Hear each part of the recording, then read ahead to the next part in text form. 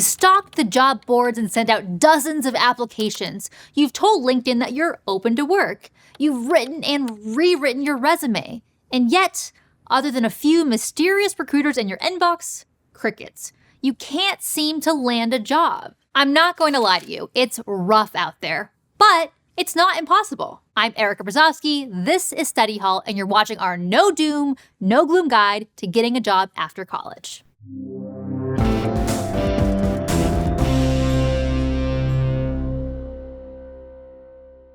Okay, the no doom, no gloom thing will start in just a minute. Because unfortunately, about the least gloomy thing I can say about the job market right now is it's not just you. I know it doesn't always seem that way. Your college keeps talking about how many graduates are hired within 6 months of graduation, and the rate seems impossibly high. Your friends keep talking about their fancy new jobs that they got easily and immediately.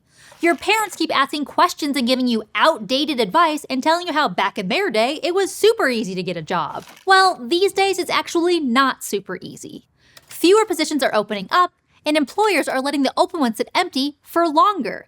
And even though Indeed makes it look like there are tons of open jobs, lots of them are ghost listings that just never get filled. Hiring for entry-level positions is extra low, partly because things like automation and AI are taking over the kinds of jobs that used to go to new grads.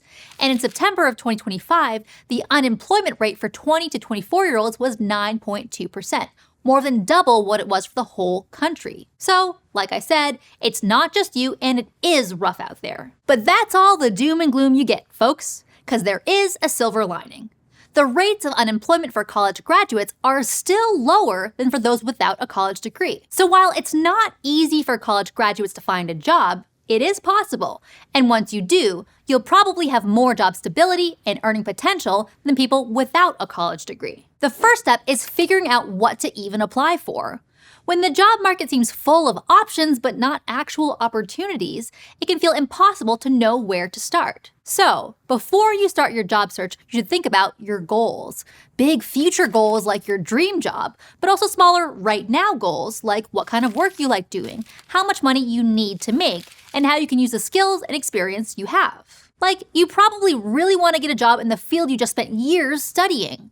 But you also need to consider salary and benefits, along with what's actually available and what you're qualified to do. And it's best to be realistic here.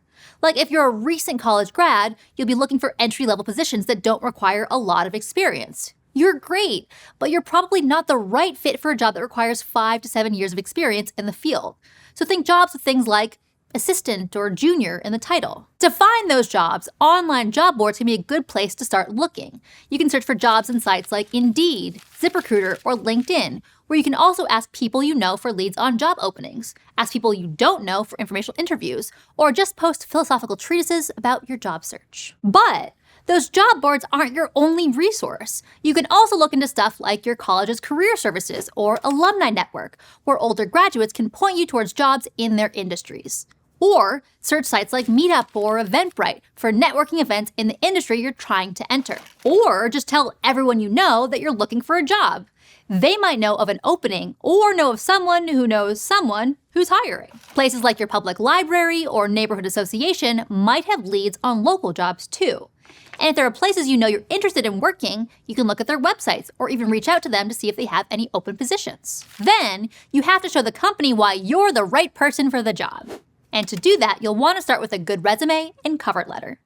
Unfortunately, that looks different for every job you apply for, so don't just auto-apply to every job with the same documents. Instead, you'll need to create a new resume and cover letter every time you apply for a job.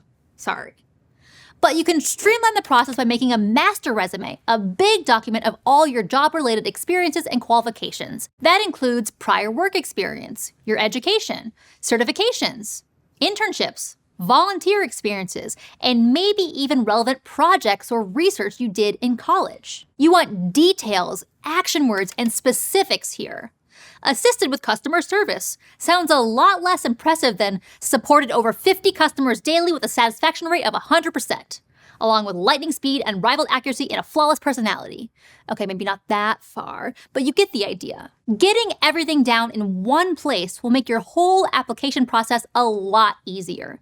Then you can pull the most relevant skills and qualifications into a separate version of your resume that's tailored to the specific job you're applying for. You can do something similar with your cover letter.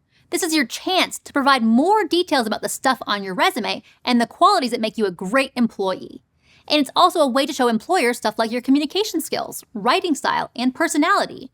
Because of that, some people recommend against using AI to write resumes and cover letters or answer questions on job applications. It can make you sound, well, exactly like everyone else who's using AI to write their applications. So, focus on what makes you unique.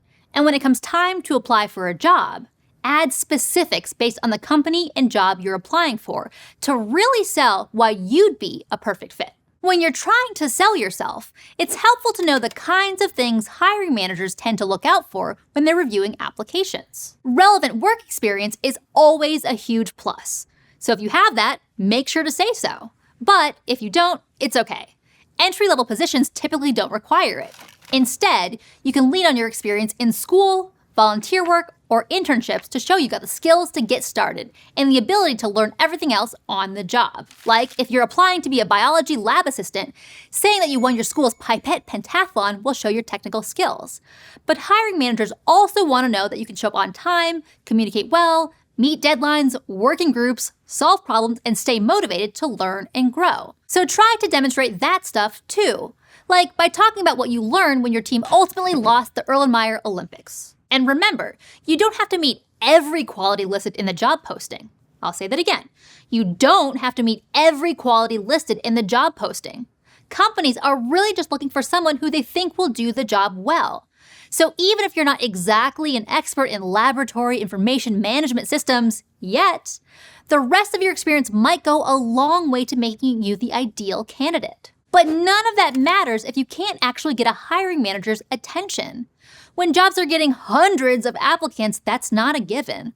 Plus, more and more companies are using automated systems and AI to filter job candidates, which can make it even harder to get yourself considered. To increase your chances of getting human eyeballs on your application, first make sure you read the job posting closely and follow the instructions exactly. Some jobs might ask you to email your resume and cover letter to a specific person. Some might ask for extra materials like a writing sample or portfolio of your work.